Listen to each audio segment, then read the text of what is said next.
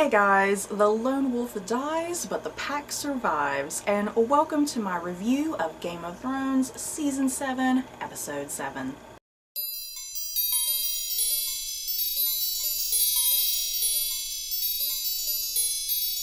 Woo, oh boy, yeah guys, where to even begin with this magnificent, stunning, shocking, amazing episode of the season finale of Game of Thrones. Seriously, wow, there is just so much to talk about, and I think more than that, just a lot to really process and to think about, and just where the hell are the final 6 episodes of the final season? Where are they going to take us? Who's going to live? Who's going to die?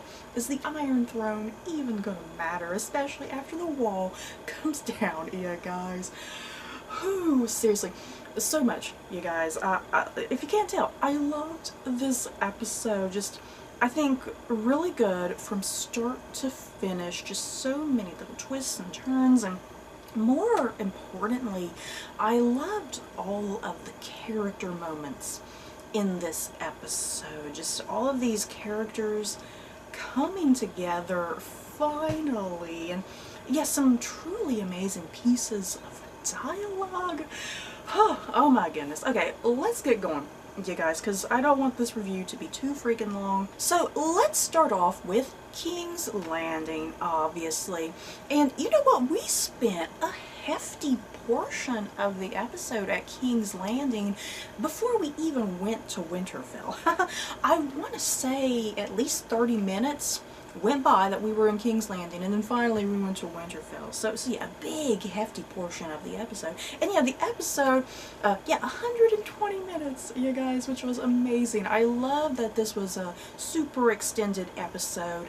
I'm glad it wasn't shortened, because we definitely needed all of these character moments and these plot moments. And yeah, I'm glad that it was extended so that way nothing was rushed over. So like I said, let's start at King's Landing. I got my list of notes here. Yeah guys, I'm going to be looking down at them quite often to make sure I'm touching on every little thing that happened. I don't want to leave anything out by accident. So yeah, King's Landing, it opens, we're with Jaime and Bronn. They're essentially preparing for a possible battle. They're sitting there making like the big barrels of oil, or pitch, I think is what Bronn was saying. And to add further intimidation outside of the walls of King's Landing, we see the Unsullied, and then right after that, here come the Dothraki. And yet Bronn and Jaime are definitely pretty terrified and concerned. And you know, since episode 4 of this season, Jaime has definitely been of the opinion, you know what, we are all fucked. This is a battle we simply cannot win. And he's been trying to say this to Cersei, trying to explain this to her, and she really doesn't care. Cersei does not care at this point. She is still running high on overconfidence, believing that she has all of this planned, ready to go, and that she's not going to lose, that she is easily going to best Daenerys Targaryen. So in the meantime, we see that Jon and company have arrived in King's Landing. And you guys, I don't know what it was, but when they were all walking, because this was a pretty long walk to the dragon pit, it's like you have all of these characters merging, because we have Jon and Davos and Tyrion and Missandei and Varys, and then yeah, you eventually add in like Brienne and Bronn, and yeah, plus the Hound is there. And you know what, I didn't even realize Theon was there until they actually got to the dragon pit. But yeah, all of these characters, you guys, you all watched the episode, you know the sheer amount of characters that were just here walking down this path to the dragon pit. There was something about it that was kind of surreal. Just something almost unbelievable. And you know, once we do get to the dragon pit, seriously, I think this is the largest gathering of the cast we have seen on this show, if I'm not mistaken. We have never seen this volume of leading characters together in one open area. So it was surreal, it was wild, it was a lot to process. process. And I mean, even on top of that, I mean, just the relationships all of these characters have with one another, you know? Everybody has something with somebody else, and yeah, there's just so much intensity and drama here, and just so many things being left unspoken, and it was just such an amazing just section of the episode, you know, this very long walk to the dragon pit, and then yeah, once you get to the actual dragon pit, but before we do get to the dragon pit, we do have some quick reunions here that I was particularly fangirly about. Yeah, we get, who do I have here on my notes? We get Tyrion and Pod. I loved seeing Tyrion and Pod again. You know, they were the original duo back in Blackwater. And then, yeah, Tyrion and Bronn, which was lovely. And yeah, the Hounded Brienne. I don't think I would have ever suspected Brienne and the Hound ever kind of coming face to face ever again, and so that was really interesting. And yeah, I mean, speaking of all these reunions and all this intensity and drama, I mean, all these characters realizing, you know, there is something much higher going on than what's going on here in King's Landing. And yeah, we all have our differences, we all don't like each other, we all don't agree, but we got to do this, you know. And yeah, it's just amazing. It's just amazing that a fight didn't break out. I'm very surprised a fight didn't break out. So the only person who has yet to arrive is Daenerys. Where the hell is Daenerys? And of course, Daenerys has to arrive in her typical fashion, you know, extravagant, intimidating, menacing, by flying in on top of Drogon. And so yeah, here we are, the dragon pit, you guys. I love the design of the dragon pit. It's in ruins, it has its own deep dark history, an amazing place to have this meeting, something rather symbolic about it, I think. So yeah, everybody arrives at the dragon pit. We have our main heroes kind of sitting around and waiting, and you know, there is this moment where, you know, Cersei's not there yet, and you kind of start having these flashbacks to the season finale of last year at the Sept, because you had the High Sparrow and the Tyrells, and they're all sitting there waiting for Cersei to arrive, but she doesn't arrive yet. And then Marjorie, you know, she figures, okay, there's a reason why Cersei's not here. She has something else going on. So yeah, you kind of start in the back of your head, start thinking, oh my god, does Cersei have something else planned here? Is she about to kill all of these characters? So that was running in the back of my mind the entire time. The longer Cersei, you know, was not there, you know. But yes, Cersei does finally arrive with the Mountain and Qyburn and Jaime and, you know, a bunch of other people. And the meeting, you know, it can't even really begin yet because Daenerys hasn't arrived. But then, yeah, Daenerys finally arrives in extravagant fashion, and everybody just sitting around, you know, everybody just staring at the other. And it's like, who is supposed to speak? And Tyrion is the one to lead this discussion. And I love that. I love that Tyrion led this discussion ultimately, because I think he was the perfect right person for this, because I think out of every character, Tyrion in some ways has all of these ties to every single character. But before Tyrion can properly get going with this opening monologue, Euron has to interrupt. I loved Euron in this episode, yeah guys, especially once we get another little twist for, you know, with Cersei revealing some things by the end of this episode. But yeah, I loved Euron at this meeting, and I was kind of initially fooled by him, you know, especially once he's like, I'm going to take off back to the Iron Islands, but we'll talk about that in a minute. But yeah, Euron, it's like, Euron, he wants to take center stage. Euron is really flashy and narcissistic, and yeah, he wants that attention on him constantly, I think. And I think more than anything, he just wants to belittle Tyrion, you know, try to embarrass him and humiliate him and whatnot. And yeah, he makes dwarf jokes at poor Tyrion, and then after he's done with Tyrion, he moves straight on over to Theon and tries to frighten and humiliate and threaten Theon. And seriously, it was mostly Euron that I was concerned with this meeting, you know, because Euron is his own man. He does not give a fuck about any of these proceedings. So yeah, Euron was the character I was kind of worried about the most, about him starting something up and initiating something, and, you know, initiating or provoking a fight. But yeah, Cersei is the one who's like, dude, sit down, calm down. So yeah, Euron finally sits down. So yeah, this whole meeting and discussion at the Dragon Pit, it's a very, very lengthy process and discussion. So yeah, just gonna kind of touch on some of the highlights, get through it as quickly as I can here. You guys watch the episode, you know what went down. But yeah, essentially what it all boils down to is Daenerys and Tyrion and Jon, they need to prove to Cersei, we all hate each other, but we need to unite, because our one common enemy right now is the Night King and the army of the dead, and our petty differences, they're not going to matter in the end if we're all dead. So yeah, that's the whole point of this thing. Prove to Cersei that all this is truth and real. And yeah, that's when the white is brought out, the white that they managed to capture from last week's episode. And I love the Hound just coming out with that big huge box. You know it's got to be really heavy. Oh, and before I get to the white, you guys, I almost forgot, we did, because Dany had not arrived yet, and we got this really amazing moment between the Hound and the Mountain, and I was crossing my fingers. You guys, I was like, oh, Clegane Bowl, it's gonna happen, it's here.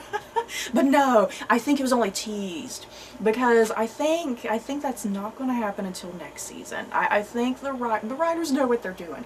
You know, they know what we, the audience, crave and desire the most, and they know we want to see Clegane Bowl, and that's gonna happen next season for sure, I think. I don't think the writers have forgotten about it. I don't think they're not going to do it. I think it will happen, hopefully. That's my prediction anyway. But yeah, an amazing moment between the Hound and the Mountain. Ooh, just so creepy and chilling. And, you know, it almost seems like there was this moment, the Hound kind of looking at his brother like, damn, what did they do to you? Just almost this look of pity and a little bit of concern there, you know, but brushing it off. So yeah, back to the whites. I got distracted because I remembered the Mountain and the Hound at the last minute. But yeah, back to the white. The Hound, he releases the white, sets it free. It's on a chain at least. And it goes crazy, of course. You know, it goes berserk and it's trying to attack everybody. And yeah, the characters who have not seen a white, I mean, just this look of sheer absolute terror on their face. I mean, even Cersei. You know, Cersei, the entire episode, was really playing it cool and calm and trying not to show any emotion on her face. And yeah, it's like, even when she sees this white, you finally do see that look on her face, and the way she's gripping the chair. You know, she's sitting there and the chair kind of leaned back and gripping it, and yeah, it's like, she believes. You know, she believes now, and this is even frightening her now. So here is the proof. And the big question, you know, since last week's episode, the big thing was, well, is Cersei gonna believe it or not? Is this even gonna work? And it does work, because Cersei, I think surprising everybody, Cersei's like, okay, I believe you. I will help you guys. But of course, Cersei has some things. You know, some things that she requests in order to go through with this. So to kind of further the deal first though, Daenerys is promising Cersei, she's saying, you know, we're going to have this truce. We're going to halt our hostilities while we deal with this problem in the north. And Daenerys is vowing and promising Cersei, I am not going to attack King's Landing, because that's Cersei's primary concern right now. She's really worried about King's Landing and Daenerys attacking no matter what. But Daenerys is saying, no, I will not do such a thing. You have my word. And then Euron, in the meantime, I love this moment with Euron as well, because he gets up and he's looking at the whites, because Jon was also trying to prove, okay, this is how you kill them. You either kill them with fire or you kill them with dragonglass. So yeah, there's the dead white. Euron's looking at it like, oh my god. And then he asks the question, can they swim? And Jon says, no, they can't swim. And Euron's like, okay, that's fine with me. I'm getting the hell out of here. And you know, I was fooled, you guys. I was totally fooled right here by Euron's, not his cowardice so much. I mean, his his logical reasoning. That's how I kind of view it. He's just looking out for his own self-preservation and self-preservation of his people. So yeah, obviously, get the hell out of there if they can't swim. So I was totally fooled by Euron with him saying, I'm leaving. Bye, you guys. So Stacie, she does agree to this truce. She has the proof in front of her. She has Daenerys's assurances that she won't attack King's Landing. So she turns to Jon, though.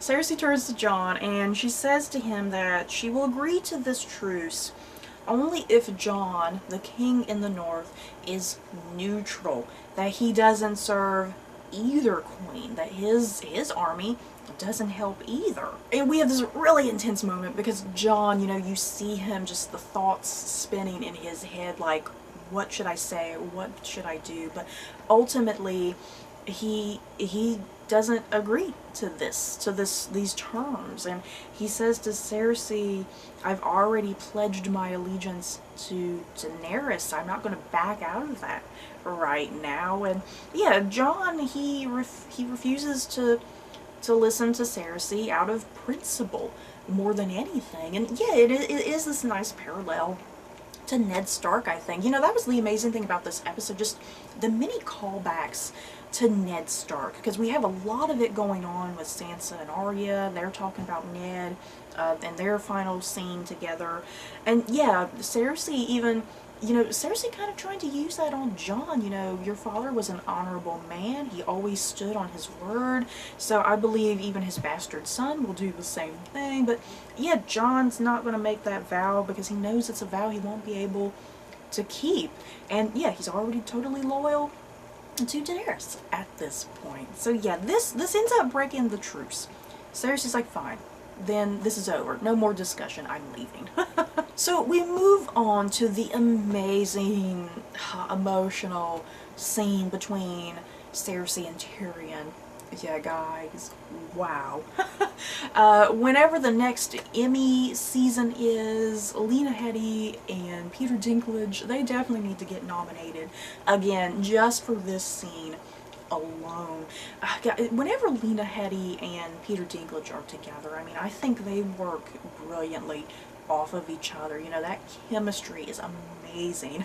And they pull off that utter hatred towards one another, you know, the characters' hatred. So yeah, once again, you guys watch the scene, you know what happened, but yeah, it was just emotionally beautiful and devastating and heartbreaking. And yeah, the two of them, they just can't come together ever again, you know. And Tyrion, he's trying to apologize for his actions. You know, he's trying to apologize for what he did to their father, and then, I mean, even their mother, you know, because his birth is what killed their mother.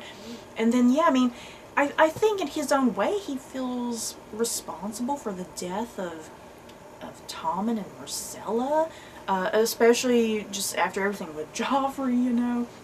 And so, yeah, Tyrion, he's just trying to apologize and try to make amends and I don't know, clear his name at the same time. And Cersei just doesn't want to listen to any of it. She doesn't care about him anymore. In Cersei's eyes, she thinks that he's not a Lannister anymore, that all he wants to do is destroy the family. But that is far from what Tyrion has ever wanted to do. Tyrion has never wanted to destroy the family. And we get to this really intense moment because their conversation is really just heating up, and Tyrion just kind of looks at Cersei, and then he backs up to the mountain and he's like, well, put an end to me, because I'm always going to be a threat to you. You're never going to like me ever again.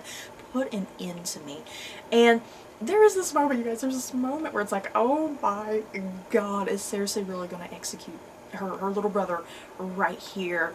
But she can't do it, you know. I think that says a lot about Cersei, that, you know, the man that she hates most right now, her own brother Tyrion Lannister, it says a lot that she has this opportunity that she could kill him, get this nuisance and problem out of her way, but she can't do it because deep down, I think Cersei, you know, Cersei, she loves her family. Tyrion says that to her, you love your family. And I think that that's always been Cersei's greatest weakness, is her love for her family and the things she will do for her family. And that includes Tyrion, that she just can't go through during this moment, that he is willingly offering, hey, put an end to me and she can't do it. And then, yeah, the conversation keeps going. They share some wine, which was great. And then Tyrion, he eventually realizes, wait a minute, Cersei, you're pregnant. And the scene kind of just abruptly cuts off right there, which was interesting. So I'm not really quite sure what happened there, because then the very next scene that we get, because we see Jon and Dany talking to each other, and yeah, her saying, you know, I appreciate your loyalty, but that was stupid. You should have lied to her. But yeah, Jon can't do that out of principle. He doesn't want to lie. So yeah, after Jon and Dany have this conversation, here comes Tyrion. He's returned with Cersei, and I'm not quite sure what exactly prompted Cersei to come back and continue these discussions. I mean, is it the fact that she's pregnant and Tyrion maybe was saying to her, hey, if you want to protect our house and your child, you need to agree to this truce. It's the only way. So I don't know, maybe that's what got to Cersei, you know, her child and her wanting to look out for her child, maybe. I don't know. So when Cersei does return to the dragon pit, she's like, okay, you guys, I will send my army. They will march up north to help you with this great battle. So yeah, everything seems too good to be true, you know? At this point, everything seems too good to be true. But yeah, once again, we do get some interesting developments and twists that I'll talk about in a minute. But first, let's move over to Dragonstone. Everybody up and leaves King's Landing. They return to Dragonstone. They're trying to make plans about what they should do. And yeah, my basic understanding of what they were trying to do here, they need to start making their way north, and I guess they're going to make a stop at Winterfell, I suppose. Winterfell is going to be their base of operations, I guess. And yeah, there's also this discussion of, well, should we arrive separately? Should Daenerys just fly there while everyone else just takes a ship? And yeah, I think Jon and Daenerys together realize, you know, we don't need to we shouldn't travel separately. We should travel together as a team and as a unit. You know, we are united in this common cause. It will mean more to the people, I guess. At first, I was kind of hoping that Daenerys would say, well, let's fly together, Jon Snow. But the thing is, if they had flown together, we wouldn't have got that sex scene between them on the ship. So I think that's the only reason we didn't have them fly together, because I was waiting for her to say, you know, well, let's fly together and arrive there together at the same time on my dragon. But oh, that would have been great. You guys, now that I'm thinking about it, that would have been awesome. So let's talk about Theon. Theon, you guys, I am just so proud of Theon in this episode. It's a little ridiculous, and I'm not gonna lie, I was getting pretty emotional and teary-eyed with Theon, because Theon, this show has done some horrible things to Theon. Just the drama and turmoil that he has gone through as a character. It's been absolutely stunning, and Alfie Allen has consistently always been amazing. And yeah, Theon just really, he has a moment here. He has this amazing moment with Jon, which I liked, because, you know, we had that very short moment with Theon and Jon on the beach. Yeah, and it was so short and quick. So I love this moment with Theon and Jon in the throne room, and yeah, Theon essentially just talking about his regrets and his shame, and, you know, the fact that he abandoned Yara, and he feels horrible about that. And he starts to bring up, you know, I think he is inspired by Jon, you know, inspired by the things that Jon has managed to achieve, but also at the same time, Jon standing on his own principles. And the way Theon kind of words things, he's kind of saying, you know, you seem to always know what to do and what is right, and it's like you always take the right step. That's how Theon views Jon. So Jon, I think Jon being a very humble dude, you know, Jon's like, you know, it may appear that I'm always doing and saying and making the right choices, but in reality, you know, there's no certainty that I'm doing the right thing. It may appear that I am, but sometimes I'm not doing the right thing. So yeah, I think Jon, he's just kind of humble in this moment, and I think Theon feeling like Jon is definitely the better man. I think Theon wanting to aspire to be like John. And yeah, through this amazing discussion, you know, I think Theon really comes back into his own. He gets his courage back. And plus, you know, once again, the discussion of Ned Stark, you guys, I love the amount of Ned Stark somehow in this episode. The man's dead, but he is so much a presence still in the lives of these people, especially even with Theon. Theon, who lived with the Starks at Winterfell for a huge portion of his life, and then only to betray the Starks, you know, betray Robb Stark at their time of need. And yeah, this beautiful moment, you guys, with Theon and John saying to Theon, you know, you are both a Greyjoy and a Stark. Whew. So Theon, to prove his loyalty to the Greyjoys and to prove his loyalties to Yara and to be like, you know what, I am a man again, I am brave once again. He goes out there on the beach and he picks a fight with, I guess, the captain of the ship, I guess is who that guy was, because last time we saw him was like episode 3, I want to say, that captain. So Theon, he picks a fight with this guy, and it's a lengthy fight between the two of them. It's really intense. And yeah, the captain, I think the captain just thinks, you know, a few good punches and Theon will stay down. But I think even he is shocked and surprised when Theon just repeatedly gets up. You know, every time he falls, he gets right back up and he starts the fight over again. And an amazing moment, you guys, when the captain tries to hit his knee into Theon's groin. And Theon don't have anything there no more. Nothing to hurt him anymore. So that was great. That tactic doesn't work on Theon anymore. So yeah, the captain keeps saying to Theon, you know, stay down. If you get back up, I will kill you. And I think that was all just words, you know. I don't think the captain really had any intention on killing Theon, because if he did, he would have killed him immediately. But yeah, Theon, he keeps getting right back up and standing his ground, and finally he just pummels the dude to death, and it was so satisfactory. I loved it, and it was just amazing to see the old Theon again. Theon Greyjoy is back, and I'm so worried because this is definitely the beginning of the end of Theon Greyjoy's redemption, because I think once he rescues Yara, his arc is over, and I am very concerned that Theon is definitely dying next season. I think it's inevitable at this point. So let's move back to King's Landing. Just this last little bit here.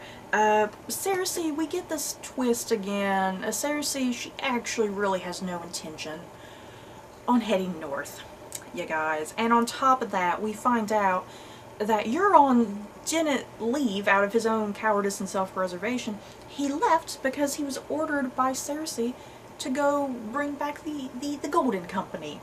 So Cersei, this whole meeting was just, it was just a distraction in some ways. It was just to appease Daenerys and Jon and Tyrion and kind of make them believe things, make them hear what they wanted to hear. But in reality, Cersei has her own other things going on. She has no intention of giving up or helping Jon and Daenerys.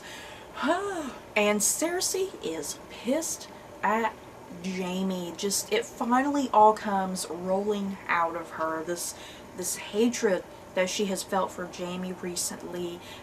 She's upset with his treason. That's what it seems like in her eyes. His treason by even talking and negotiating with Tyrion and trying to even go through with this truce. And we have yet again another moment where it's like, oh my god, is Cersei about to kill Jaime? And it's this nice little parallel, you know, that previous scene with her and Tyrion where you're like, is she gonna kill Tyrion? And then here, is she gonna kill Jaime? Because yeah, there's the Hound in both scenes, you know, kind of taking out the sword a little bit to be intimidating and threatening. But yeah, Cersei ultimately not going through with even killing Jaime. Seriously guys, I was like, oh my god, they're gonna kill Jaime in this episode. But fortunately, Cersei does not kill Jaime, but Jaime has had enough. This is the last straw for him, and I'm just so proud of Jaime. I think we've all been waiting for this, because Jaime has been 100% loyal to Cersei, and then yeah, we've all been questioning, why is he still loyal to her, especially after what she did to the Sept and the Tyrells and everything, you know? Why is he still loyal to this woman after everything she has done? And I think this is it. This is the final straw for him. Jaime, he believes in this greater threat. He wants to protect everybody. I mean, that's why he's the Kingslayer. You know, he became the Kingslayer because he was trying to kill a man who was trying to kill millions of other people. And yeah, people hate him for that. But yeah, they don't understand why he did what he did. And yeah, I think Jaime is kind of going on his ultimate redemption as well by moving away from Cersei and helping the North. And that's exactly where Jaime goes. We see he hops on his horse. He's heading north, I guess to Winterfell, to help out and give his assistance. And as Jaime leaves, you guys, I love this ending shot of King's Landing, because we end and it is snowing in King's Landing. Winter has arrived in King's Landing, and it's pretty terrifying when you think about it. You know, we've always seen King's Landing as this really bright, sunny place, and yet for these dark gray clouds to roll in and for the snow to come in, it's like, whew, shit's about to get real.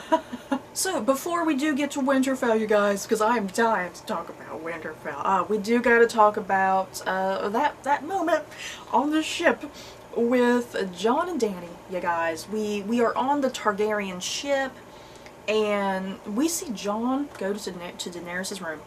Yeah, guys, it kind of just comes out of nowhere. I wasn't expecting this to happen just so immediately and quickly. I thought there would be a tiny bit more of a build-up to it. But yeah, Jon he goes to her room. There's no words that even pass between them. She just lets him in. And there's Tyrion. Yeah, guys, I'm very curious what Tyrion is thinking, because there almost seemed to be disappointment on Tyrion's face. I'm not quite sure how to describe what he was looking and feeling. Because, yeah, he sees Daenerys let Jon into her bedroom. And, yeah, is he disappointed by their union? I really don't know. Either way, guys, Jon and Dany, they get it on. We get some sexy times. And they're both naked. That's what I liked about this scene. They're both naked. Both actors are naked. No one's nudity is overpowering the other, you know. So I like that equality there. Just with that scene in particular. And why is this so conflicting, you guys? It's like, there's a part of me, I was like, yes, oh my god, I'm so glad Jon and Daenerys, they're getting it on, they're together, they're officially a couple now. I was so excited for that. But then there's another part of me, because, you know, we also get more of that discussion between Bran and Sam about Jon's true heritage, and he is actually a Targaryen. So it's like, there's that, you know, in the back of my head, because it's like, oh, I'm so glad they're together, but then it's like, oh, this is kind of gross. It's so conflicting. It's like, writers, what are you doing to me? And I guess I can go ahead and talk about that and get some of the Winterfell stuff a little out of order, I suppose. You know, kind of continuing here with Jon and Daenerys in some ways, but yeah, bringing in Bran and Sam. We do see Sam and Gilly finally arrive at Winterfell. Finally. It's taken them a long time. It's just so funny, because all the characters have been hopping around super fast this season, but Sam and Gilly have been taking their good time. But yeah, here's Sam and Gilly. Yay. And Sam immediately goes to Bran's room, and yeah, I liked this discussion here. And yeah, a bit of humanity in Bran, finally, you know, because he recognizes Sam, and they kind of have a little bit of back and forth with each other, which was nice. And Bran finally says to Sam, you know, I really need to speak with Jon. It's very important. And Bran is saying that Jon, he is the bastard son of Rhaegar Targaryen. He has all this history, and he's telling Sam about Rhaegar and Lyanna. But then, you know, we had Gilly deliver that bombshell about Rhaegar annulling the marriage with his wife so he can marry Lyanna. So I guess Gilly, or maybe Sam just figured it out. Maybe Sam kind of figured it out eventually, or maybe it just now occurred to him. I don't know. But yeah, Sam drops that next bombshell for Bran. Well, because yeah, Bran is saying, oh, Jon is not Jon Snow, he's Jon Sand, I guess.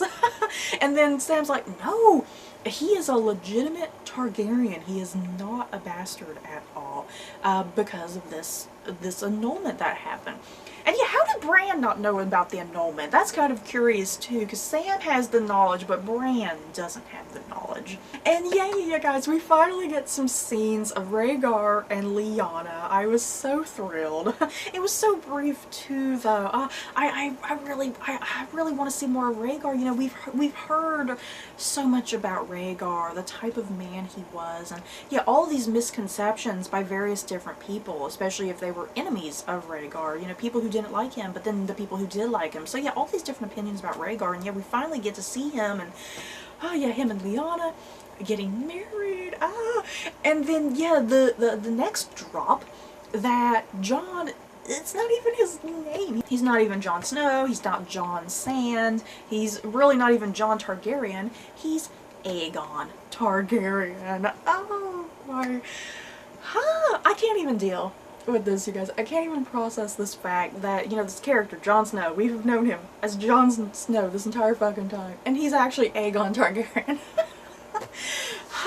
So when exactly is Jon gonna get this news? Yeah, guys, is it gonna be dragged out all damn season next year? I hope not. I really hope, you know, episode 1, because you know, Jon and Daenerys are on the ship heading to Winterfell, so hopefully they get to Winterfell in episode 1, and hopefully Bran has an immediate discussion with Jon. The only concern I have is that things are going to get really soap opera-y next season between Jon and Daenerys, more specifically, because of the fact that they're both Targaryens. They both just slept together. So I hope it doesn't reach this point of being really soap opera-y, especially from Jon, you know, Jon who tends to brood a lot, and yeah, him getting really angsty over the fact that they just committed like incest with one another. So I hope it doesn't get too soap opera-y. Hopefully the writers don't let me down there. But yeah guys, I think I'm done with all that. That was the big bulk of the episode, was King's Landing and Dragonstone, and then yeah, Jon and Dany sexy times. I'm very, very curious, you guys. How do you guys feel about the Jon and Dany sexy times? Are you happy? Are you concerned? Are you grossed out? No matter your opinion, it's your opinion. Everybody has a different opinion when it comes to Jon and Daenerys and their union, and yeah, there's no wrong opinion about it. Everybody has their own personal preferences about things like this. So, moving on from that, you guys, let's conclude this review with Winterfell. I'm okay. You guys, I'm okay. I don't know how I got through everything there with Sansa and Littlefinger. I'm a little distraught, but I'm okay. And I'm so conflicted though. You know, you guys know, if you guys have been watching my reviews all season for Game of Thrones, you guys know that I love Sansa and Littlefinger. They're my 2 top favorite characters on this show. And I'm also a shipper. I am also a Littlefinger and Sansa shipper. Weird, I know, but deal with it. So yeah, there was a lot of conflict here for me, because I ship them, but then I also just individually, you know, as characters, I individually love them as characters. So yeah, just so much intensity, so much drama. A part of me, it's like a part of me wanted to cry, but then a part of me was like, yes, finally. So we open at Winterfell, and the first scene that we get between Sansa and Littlefinger, Littlefinger doing his mind manipulations, and seemingly doing a fantastic job at it. So essentially what this whole scene boils down to, it's Littlefinger trying to get Sansa to question Arya's true motives and the things that Arya desires. And yeah, more importantly, trying to get Sansa to think Arya wants you dead. She's going to kill you eventually if you don't kill her first. And yeah, even bringing that up, you know, Arya, she really wants to be Lady of Winterfell. She wants to knock you out of power. And then I love this. I had to write down a lot of Littlefinger's lines of dialogue because it was so good, you guys. And yeah, he's saying to her, when I try to understand a person's motives, I play a game. I assume the worst. What's the worst possible reason for why they say what they say and do what they do? Genius. And I think that totally is Littlefinger. You know, that sums up Littlefinger as a whole, who his character is and what he represents. And this whole time, you know, I think since season 4, Littlefinger has been trying to turn Sansa into a version of him. And it seemingly seems like that's happening in this moment. So before we do get to the hall, the drama at the hall, we do see this amazing, beautiful shot of Sansa on the battlements of Winterfell, just looking out at the field, and it's snowy, and she's in her cloak, and yeah, the hood is over her head. I love that image of Sansa up there. And yeah, I mean, knowing how all of this concludes, I think we have a good idea what's going on in her head during this moment. She's just up there, she's by herself, and, you know, she closes her eyes, and she's inhaling and exhaling, and I think she's just preparing herself. You know, I think she's preparing for what's to come, and I think she's coming to this final resolve about what she wants to do, you know, because I feel like maybe there was a part of her, maybe she didn't want to kill him. You know, maybe there was a part of her, she didn't want to kill him, but then, yeah, she's here and she's considering it and she's thinking it through, and I think she's coming to that realization, yes, this is what I want to do and I need to go through with it. So we go to the hall, and I just was not expecting the scene to play out like this in some ways, because I was almost kind of expecting Sansa to just be alone with Arya, and yeah, Littlefinger may be there with her. But no, it's not just this moment between Sansa, Arya, and Littlefinger. We also have Bran sitting there at the table with Sansa, which was nice, about damn time. And not only Bran, but also all of the Lords of the North and a bunch of guards and whatnot. You know, the room is full of people. This is a very public thing that is about to happen, which I think is kind of a shocking thing in of itself, the fact that it's public rather than private. So Sansa, we do see her say to a guard, bring Arya to the main hall, and Arya is escorted. You know, it seems really official with her being escorted, and that, yeah, the trial is about to happen.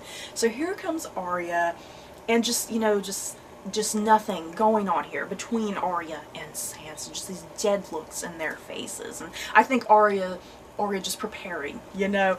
And yeah, finally Sansa, the way she words things, it's important, you know, how she words everything here, and just the writing, you guys, genius, brilliant writing, because Sansa, she doesn't say, Arya, you have been brought here. She starts off by saying, you have been brought here accused of murder and treason, and then this pause. She looks over at Littlefinger and she says, Lord Baelish, you have been brought here for murder and treason. And I about died, you guys. I kind of literally jumped up in my seat like this, and I was kind of flailing around, and I was like, oh my god. And Littlefinger, you guys, the look on his face, you know, because he looks so smug over there in the corner, you know, like everything that I have set up, it is working. And then, yeah, just when Sansa looks at him, and then he's like, wait a minute, what the hell is going on here? And he does his best to get out of this, you know. He starts what he's good at, you know, he starts trying to do the manipulating and whatnot, but it's not working this time. Everybody knows his game and how he works, and nobody is fooled by him anymore. So the list of what Littlefinger has done is brought to the forefront of this, because Sansa mentions you pushed my Aunt Lysa out the moon door, and yeah, what Littlefinger, you know, he did that because he was trying to protect Sansa. That was his motive in some ways, was trying to protect her, because he needs Sansa. He needed her at that moment. So yeah, Sansa's like, you killed my Aunt Lysa, and he's trying to get himself out of that, but it's not working. And then, yeah, you also helped my Aunt Lysa kill Jon Arryn, and yeah, he's trying to talk his way out of that as well, but it's not working. And then finally, his betrayal of Ned Stark is brought up. And yeah, that's where Bran finally comes into play, you guys. And I'm just very curious, because for me, I have definitely been enjoying everything at Winterfell this season, and a lot of it has not bothered me, because I've always been under the assumption that the Starks would be a family in the end. They would unite in a common cause. But yeah, I know a lot of other fans this season have been really frustrated with Arya and Bran and what they've been doing and how they've all just been treating each other. And yeah, this big question of, well, why hasn't Bran said anything to his sisters? Why hasn't he brought up the fact that Littlefinger, he was a part of that whole thing with Ned? So I feel like a lot of what has been happening at Winterfell, I feel like a lot of it has been just scenes we've not seen. You know what I mean? Does that make sense? I feel like a lot of it is scenes that we've just not seen, so that way we would fall into this trap, you know, that we would feel concerned for the Starks, that the Starks are falling apart. Because I think we needed to believe that all season, you know, we needed to believe that the family was falling apart in order for this final moment, the killing of Lord Baelish, for that to be satisfactory, you know? So I feel like a lot of their scenes were just scenes that we never physically got to see, and that was done intentionally on the part of the writers for us not to physically see those scenes. So yeah, I'm assuming Bran at some point probably did tell Sansa and Arya about what Littlefinger did to Ned. You know, I'm assuming he told them. You know, we just didn't see it. So yeah, the Starks, they come together here in this moment to defeat their common enemy, and it was so great. So finally, Littlefinger, Aidan Gillen, yeah guys, Aidan Gillen did a fantastic job in this episode, because the way he typically plays Littlefinger as, you know, just really cool and calm, you know, and he shows no emotion. He never shows emotion, but you can see his brain working, you know, you can always see his brain working, that he's always 10 steps ahead. And yeah, his performance here, just to see him just collapse, and he gets on his knees and he's begging and pleading. I mean, this is a side of Littlefinger we have never seen, and it's really, there's something about it that's emotional, but yeah, satisfactory at the same time, because this is what we've been wanting to see, you know? So yeah, he gets on his knees, he's begging and pleading and saying to Sansa, I love you, and I'm a firm believer that he does love Sansa. That's kind of one of the most genuine things about him, that he does love her, but yeah, he wants so much more than her at the same time, which is what screws him up in the end. So yeah, Sansa, yes, I wrote it down. I had to write it down, because as he's begging, Sansa says to him, thank you for all of your many lessons. Yeah, he taught her well, you know, Littlefinger taught Sansa well, and she's his undoing in the end, and I think he totally underestimated her and just how much he got to her. So yeah, Arya, you guys, there's Littlefinger on the floor. He's getting emotional and upset. He realizes he's caught in this trap and he can't get out. Arya goes up to him and slices his throat. Whew.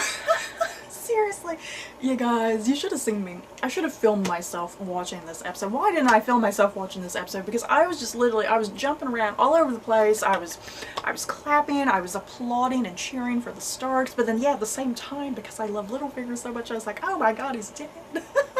So that scene concludes, you guys, and it was a heavy scene. It was a heavy, dramatic scene, but so satisfactory, I think. I think it was everything that we have been hoping for all season, and yeah, just so sad to see Littlefinger go, because he's been there since season 1. You know, we don't really have too many people left from season 1, you know. The show has killed so many people, it's not even funny, and yeah, for him to get so close to the end, you know, that's the thing, for him to get so close to the end and get cut off right here. But I'm definitely gonna miss him. Like I keep saying, he's one of my top favorite characters. I always have enjoyed his manipulating and scheming and his relationship with Sansa. So I'm definitely gonna miss him. I think the show's definitely gonna have a little empty spot next season with him not in it.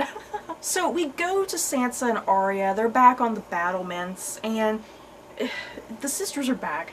You know, they are back together, and it's nice, because the way the two of them were playing off of each other, you know, Sophie Turner and Maisie Williams, I mean, their acting was just so good here, because that tension it's evaporated. It's a weird feeling, because you don't feel that that tension anymore. It's totally gone, and these two characters are finally at peace with one another. And yeah, Sansa's saying to Arya, it's strange in his own horrible way, I think he loved me, which I think he did. And then Arya trying to reassure Sansa, you know, you did the right thing. Because I think there is a small part of Sansa that's like, did I do the right thing? I've been with this dude since the beginning. But yeah, Arya's trying to reassure her, you did the right thing. Don't think that you did the wrong thing at all. And finally Arya acknowledging Sansa as the Lady of Winterfell, and yet trying to reassure Sansa once again, I'm not here to take that away from you. That position is rightfully yours. It's a position I would have never wanted anyway. And yeah, just such a beautiful discussion between the two sisters. Yeah, guys, the fighting and the arguing is over. The two of them really balancing each other out right here and acknowledging each other, you know, acknowledging the things that the other has been through, and it was beautiful. I loved it. And yeah, once again, Ned Stark is brought up again. Yeah, guys, I love it. Ned Stark is brought up, and yeah, the whole thing is the lone wolf dies, but the pack survives. About damn time. We got that in one of the last trailers for the season, and I've been waiting for it all season. So yeah, finally, lone wolf dies, but the pack survives. And yeah, they are Starks. You know, they are Starks through and through. They are facing this to the bitter end, and yeah, they're together, and it's great. I love it. So, yeah, guys, we gotta conclude this review, this very lengthy review. We go to Bran. Bran is warging in the Ravens, as usual, like he does. And we go to Eastwatch. And, you guys, this was such a great ending. And the thing is, we have been predicting this ending for, I think, a couple seasons now. I definitely have, because one of my predictions, because I did a video last year and I did like a whole predictions video, and one of my predictions was that the final shot of the season would be the wall coming down, and sure enough, that is how we conclude this season. So yeah, we see Beric and Tormund, they're at Eastwatch, they witness the Whites and the Night King coming in, and here comes the Night King, you guys, on Viserion, and this was so badass. It's not even funny. I don't even know what to say about this. It was so badass.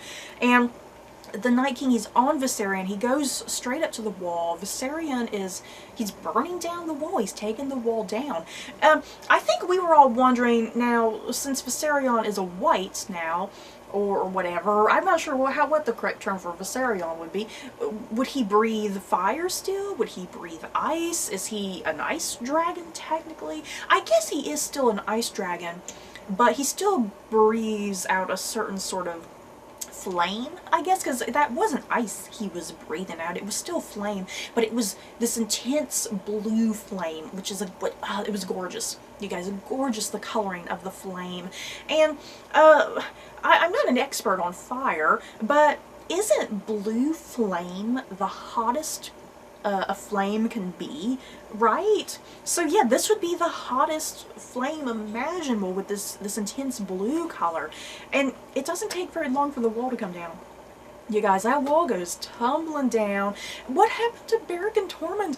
I'm dying to know what happened to Beric and Tormund. And where's Gendry? We didn't even see Gendry this whole entire damn episode, so I don't know if Gendry was possibly there or not. Did Beric and Tormund just die? I'm assuming they didn't die, because if they had died, I think we would have physically seen it. But yeah, the wall goes down, you guys. The Night King, he's on Viserion. He's going straight on through. Here come all the Whites and the White Walkers straight through all this chaos. And that's how we end the season. And it was one hell of a season finale. I'm so excited for the series finale. Yeah, guys, the final season. It's like, I'm looking forward to the final season because I'm dying to know how this is all going to end. But at the same time, I'm getting really sad and upset that the finale is coming, because Game of Thrones, it's my most favorite show in the world. I honestly don't know what I'm going to do once it's over. What am I going to do with my life? Yeah, guys. What other show am I going to obsess over? I just don't imagine myself ever obsessing over another show to the degree that I obsess over this show. It's a little ridiculous how obsessive I am over Game of Thrones. But yeah, the final season, I think we're in for a lot of surprises and shocks and twists and turns, and yes, character death. Lots more character deaths, I'm assuming. all of our favorites can't make it. You know, all of our favorites can't make it, and I think that's going to be the sad thing. And George R. R. Martin has often said that his conclusion is a very bittersweet conclusion, and I'm very curious what that means. You know, because I'm assuming, Dave and Dan, the producers of the show, I'm assuming they're going to uphold that bittersweet attitude that George R. R. Martin has repeatedly said of his own books. And yeah, speaking of the books, you guys, I'm so excited for the final books in the series. Whenever they may come out, it's gonna take forever, but I can't wait to see what George R. R. Martin is planning to do with the series, because obviously the show is the show, and the show has done so many vastly different things. So that's kind of the question for me: how similar and different are the books and the show going to be eventually in the end? So yeah, even though the show may end next year, we will still at least have the books to look forward to and kind of see what George R. R. Martin intended. Either way, I'm going to love the books, and I think I'm going to love the show, definitely, that's for sure. So that's it for this video. I hope you guys enjoyed. In the comments below, did you guys love this episode? Maybe you hated it. Just let me know all of your thoughts and opinions and predictions for next season. And yeah, don't forget to like, comment, and subscribe. And if you like this video, you may like these other videos. Bye, guys.